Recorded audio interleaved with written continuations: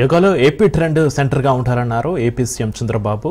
స్కూళ్లు తెరిచిన వెంటనే యోగా ప్రారంభం అవ్వాలన్నారు. ఇక సిలబస్గా యోగా ఉండాలన్నారు. గ్రామ స్థాయిలో కూడా కమిటీలు వేసి యోగాపై ప్రచారం నిర్వహిస్తామన్నారు. ఒత్తిడి తగ్గించడానికి యోగా ఒకటే మార్గమన్నారు సీఎం చంద్రబాబు. అంతర్జాతీయ యోగా డేలో 2 కోట్ల మంది భాగస్వామ్యం కావాలన్నారు. ప్రధాని మోడీ యోగాకు ప్రపంచవ్యాప్తంగా గుర్తింపు తెచ్చారని ప్రశంసలు కురిపించారు. ఇక ఇవాళ నుంచి యోగా మంత్ ప్రారంభమవుతుందని, యోగాంధ్ర పేరుతో నెల మొత్తం యోగా జరుగుతుందన్నారు సీఎం చంద్రబాబు. అంతర్జాతీయ యోగా డేతో ప్రపంచంలో రికార్డు బద్దలవ్వాలన్న సీఎం చంద్రబాబు 2 కోట్ల మందిని రాష్ట్రంలో భాగస్వామ్యం చేయాలన్నారు.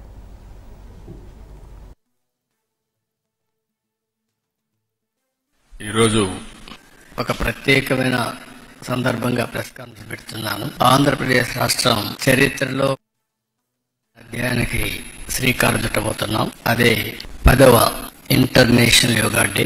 ఇది ఈ సంవత్సరం జూన్ 21వ తారీఖున ప్రపంచం మొత్తం జరుపుకునే పెద్ద ఈవెంట్. అదే సందర్భంలో భారతదేశం ప్రపంచానికి అందిస్తున్నటువంటి ఒక గిఫ్ట్ గాని లేకపోతే ఒక ప్రత్యేకమైనటువంటి కార్యక్రమం. దీనికి నాంది పలికినటువంటి ఎప్పటి నుంచో మనకు వారసత్వంగా యోగా వస్తుంది.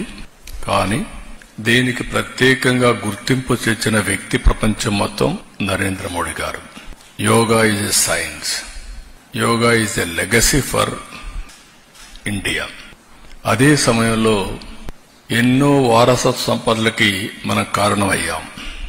హిందూ నాగరికత అతి ప్రాచీనమైన నాగరికత.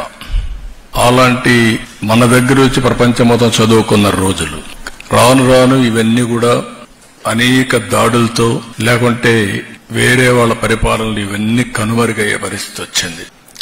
అలాంటి ఒక్కొక్క దాన్ని మళ్లీ గుర్తింపు తేవడమే కాకుండా ప్రపంచానికి దీని విలువ చాటి చెప్పించి వాళ్లు కూడా అమలు చేసే విధంగా తీసుకొచ్చిన ఏకైక వ్యక్తి నరేంద్ర మోడీ గారు. ఈ రోజు మనం చూస్తే ఇంటర్నేషనల్ డే ఆఫ్ యోగా 2014 డిసెంబర్లో యునైటెడ్ నేషన్ జనరల్ అసెంబ్లీ ఆమోదించి ప్రపంచం అంతా జరపాలని నిర్ణయం తీసుకునే పరిస్థితి తీసుకొచ్చారు.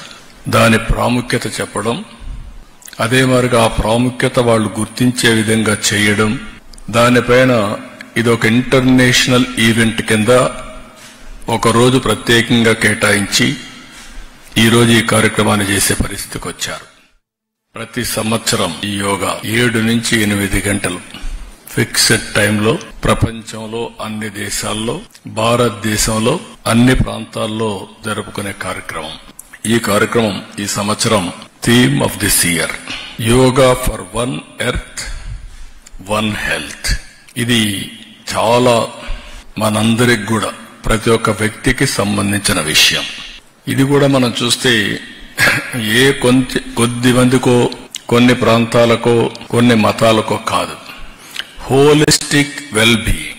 ఒక మనిషి యొక్క జీవితంలో ఒక విధంగా చెప్పాలంటే ఒక మెరుగైన జీవన ప్రమాణాలకు నాంది, బెటర్ లివింగ్ కి పునాది యోగా అని చెప్పి కూడా నేను మీకు తెలియజేస్తున్నా. అందరి జీవితాల్లో యోగా అనేది ఒక పార్ట్ ఆఫ్ అవర్ లైఫ్ కావాలి.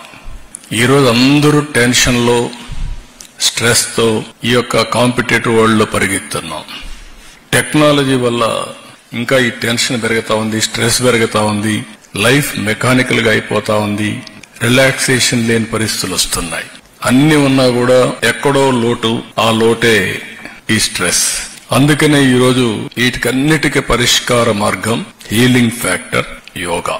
దీన్ని ఒక పెద్ద ఎత్తున చేయాలనే ఉద్దేశంతో ఒక రోజేదో సింబాలిక్ గా చేయడం, లేకుంటే ఫోటోల కోసం చేయడం, ఈవెంట్ కోసం చేయడం కాదు. ఇది ప్రతి ఒక్కరిలో ప్రగాఢమైనటువంటి